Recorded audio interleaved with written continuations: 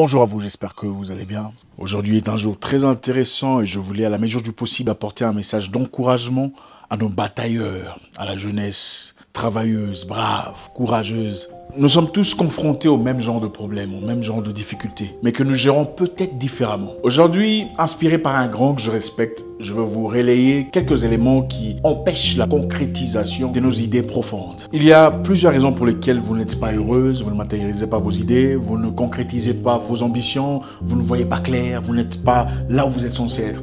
Mais on va toucher ou titiller quelques éléments intéressants qui certainement touchera la plupart d'entre nous. L'homme devient ce qu'il pense de lui-même. Vous ne pouvez pas vivre une vie au-delà de votre imagination. C'est impossible. Vous ne pouvez pas avoir ce que vous ne pensez pas mériter. Vous ne pouvez pas vivre une vie qui ne correspond pas à ce que votre identité interne correspond.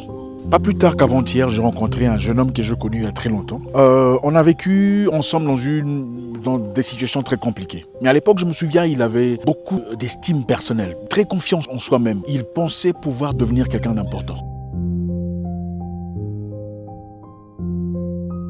Quelqu'un de respecté, quelqu'un de saillant, en tout cas dans sa communauté. Et malgré tout, beaucoup de personnes essayaient de le contredire, disant « Mais comment penses-tu y arriver ?» Je l'ai vu, je ne sais pas comment il est parvenu. Je ne peux pas vous donner les détails. Mais cette personne aujourd'hui reflète exactement ce qu'il pensait être à l'époque déjà. C'est un garçon sans diplôme d'école secondaire, mais qui vit une vie... Imaginez-vous un jeune homme qui n'a pas fini l'école secondaire. Hein? Combien de femmes aujourd'hui épouseraient un homme qui n'a pas fini l'école secondaire? Pas beaucoup. Hein, il faut être honnête. Pas beaucoup. Un jeune homme qui n'a pas fini l'école secondaire, issu d'une famille où les grands frères sont ingénieurs, docteurs, avocats et tout ce qu'il y a de technique. Mais qui aujourd'hui devient une personne qui fonde une entreprise saillante, où il engage des gens qui ont fini l'université. Des grandes personnes, des gens respectés dans la société, travaillent pour ce gars. Comment peut-on expliquer ça? Pourtant, nous vivons dans une société où apparemment, il faudrait avoir des diplômes, il faudrait avoir des qualifications, il faudrait mettre à jour ses compétences pour être quelqu'un de respecté, pour être considéré. Comment est-ce possible qu'un jeune homme qui apparemment avait un avenir brumeux, un futur incertain, aujourd'hui devient le pilier financier de sa famille, l'employeur de beaucoup. Un garçon qui à l'époque on l'appelait voyou parce que ses parents étaient incapables de subvenir à ce besoin scolaire. Aujourd'hui on l'appelle demi-dieu pour l'argent. Vous voyez ce que l'argent peut faire? De voyou à demi-dieu. Et c'est quoi la différence entre lui et ceux avec qui il a connu le banc de l'école, qui ont réussi à l'école, mais qui aujourd'hui n'ont pas cette liberté financière, ces capacités, cette influence sociale qu'il a aujourd'hui? C'est dans l'attitude. C'est la même différence qu'il y a entre ces personnes que nous respectons tous par rapport au reste du monde. Écoutez, on peut vous apprendre comment avoir un diplôme en médecine. On peut vous apprendre comment devenir un pilote. On peut vous apprendre comment devenir un ingénieur. On peut vous apprendre comment devenir un entrepreneur. Mais on ne peut pas vous apprendre à avoir la bonne attitude vis-à-vis de la vie. Vous pouvez avoir tout ce que vous voulez comme diplôme, tout ce que vous voulez comme compétence. Si vous n'avez pas la bonne attitude, l'attitude qui correspond à votre secteur d'opération, vous n'irez pas très loin. Tous ceux qui dirigent le monde et qui contrôlent ce qui se passe aujourd'hui ne sont pas tous super qualifiés. Mais ceux qui travaillent pour eux sont peut-être, pour la plupart d'eux, super qualifiés. Donc il ne s'agit pas seulement d'avoir des qualifications poussées pour se distinguer. Il faut d'abord avoir l'attitude qui correspond à ce que vous voulez devenir. Il y en a d'innombrables. Mais voici quelques raisons pour lesquelles on arrive difficilement à réaliser nos idées. L'une des principales raisons pour lesquelles on arrive difficilement à réaliser nos idées, c'est la peur du risque. Ouais, l'excès de prudence. Avez-vous déjà remarqué qu'à chaque fois que vous avez une belle idée, une belle réflexion, il y a toujours une force opposée qui se présente, une voix opposée qui vous montre le négatif. Vous vous dites j'ai envie de quitter parce que le milieu est toxique, je ne suis pas heureux, je souhaiterais aller ailleurs pour me développer. Et soudain vous entendez une voix qui vous dit oui mais c'est bien, et si tu allais que ça ne marchait pas? Si ça ne se passait pas comme tu l'attends? Et si tu te retrouvais dehors, sans abri? À partir du moment où vous décidez de quitter un boulot pour vous retrouver tout seul, pour vous lancer, avez-vous remarqué qu'il y a toujours une autre voix qui vous dit et si vous tombiez en faillite? Et si vous ne gagnez pas la clientèle? Comment ferez-vous? Et si vous quittez cet homme ou cette femme pour aller ailleurs? De l'autre côté, c'était pire qu'ici. Il y a toujours une force négative qui vous interpelle, qui n'aime pas vous voir avancer. L'être humain a souvent peur. Peur de se retrouver dehors, peur de l'inconnu, peur de ne pas avoir un autre boulot. Malgré les difficultés qu'il traverse, malgré le mal, malgré la toxicité de l'environnement, il préférerait rester sur place, savoir qu'il aura un salaire minuscule à la fin du mois, mais ne pas partir. En tout cas, ne pas essayer parce qu'il a peur de ce qu'il ne connaît pas. Il a peur de ce qu'il imagine, de ce qu'il se dit dans sa tête. Et si je quittais mon boulot, comment je ferais si je n'ai pas de l'argent? Et si je me retrouvais dehors comme un SDF? Et si ça ne marche pas? Avez-vous déjà entendu parler d'une personne qui se couche dehors, qui n'a pas à manger, qui a des difficultés, mais qui est mort parce qu'il n'avait pas mangé? Avez-vous déjà entendu parler d'une telle histoire? Ça n'existe pas. Même ceux qui dorment dehors trouvent toujours un moyen de se nourrir. Même ceux qui n'ont rien à offrir trouvent toujours un moyen de subvenir à leurs besoins élémentaires. Mais l'être humain a été conditionné de sorte à toujours avoir une sorte de sécurité. Écoutez, la sécurité n'existe pas dans la vie. En tout cas, pas dans cette vie. La vie est risquée.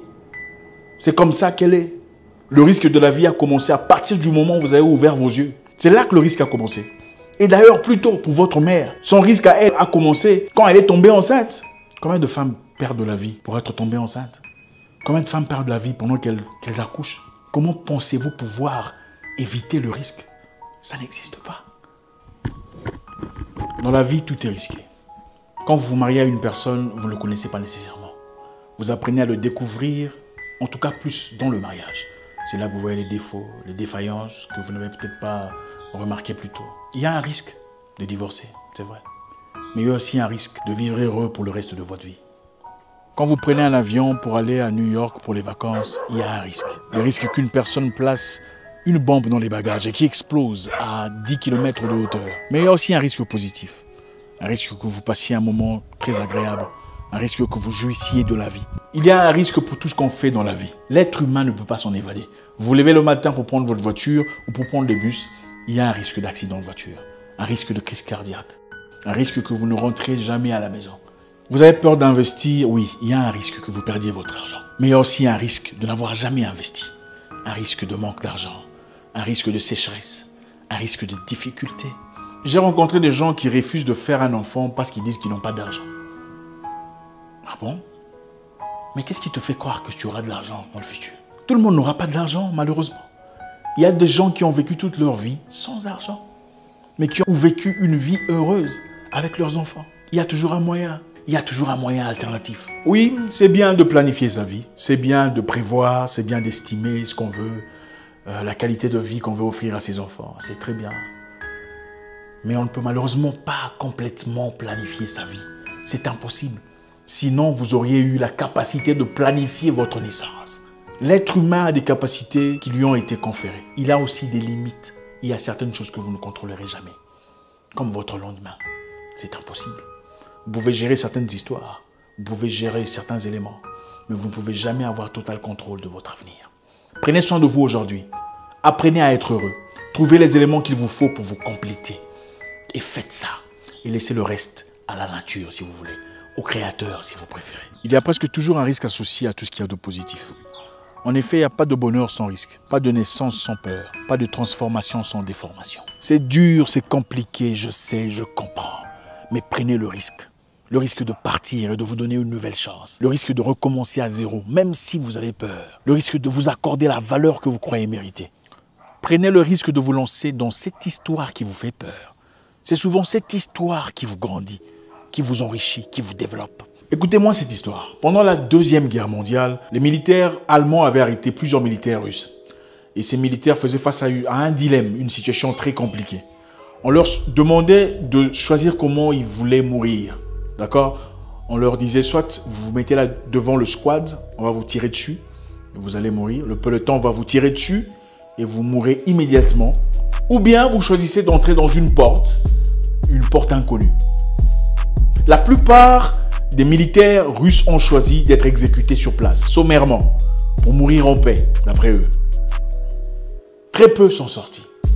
Et à la fin de cet exercice, l'un des subalternes demande au commandant, « Commandant, mais qu'est-ce qu'il y a derrière la porte ?» Le commandant lui dit, « La liberté. » En effet, il y avait une porte qui menait vers la liberté. Mais eux ont eu peur, pensant qu'en entrant dans cette porte, on va te tuer peut-être brutalement avec une tronçonneuse, on va te déchiqueter, te découper en morceaux. Ils n'ont pas pris le risque. S'ils savaient déjà qu'ils allaient mourir, pourquoi ne pas choisir de découvrir ce qu'il y avait de l'autre côté? Très peu ont eu la chance de se libérer, de partir, de vivre la liberté. Ils ont été acclamés de l'autre côté pour avoir pris le risque de prendre cette porte.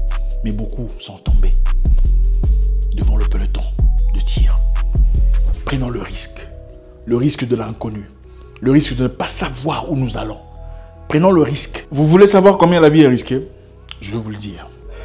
Personne n'en sortira vivant. Tous mourront, mais tous n'auront pas vécu.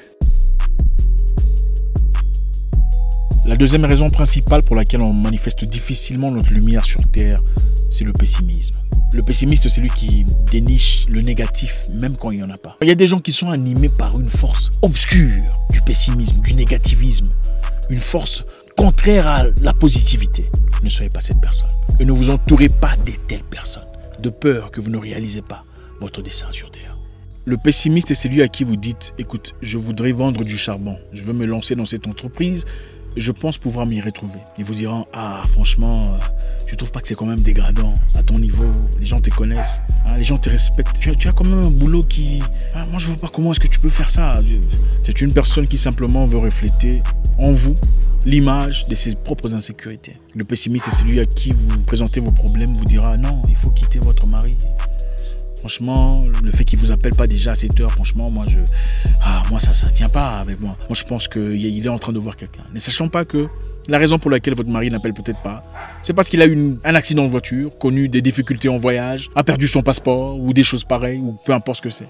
Le pessimisme peut être moi. Le pessimisme peut être la personne à côté de moi. Le pessimisme est un élément destructeur. C'est un cocktail explosif à l'épanouissement de l'être humain. Le pessimisme peut être la petite voix qui revient allègrement dans votre tête à chaque fois que vous avez des problèmes, des difficultés. Cette voix qui vous mène vers la négativité. Ou peut-être une amie, un ami divorcé peut-être, qui vous conseille négativement à chaque fois que vous lui apportez des soucis ou de requêtes par rapport à votre foyer. Écoutez, si vous avez besoin de conseils et que vous tenez toujours à votre foyer, je pense qu'il est préférable de parler à une personne qui a surmonté des difficultés conjugales.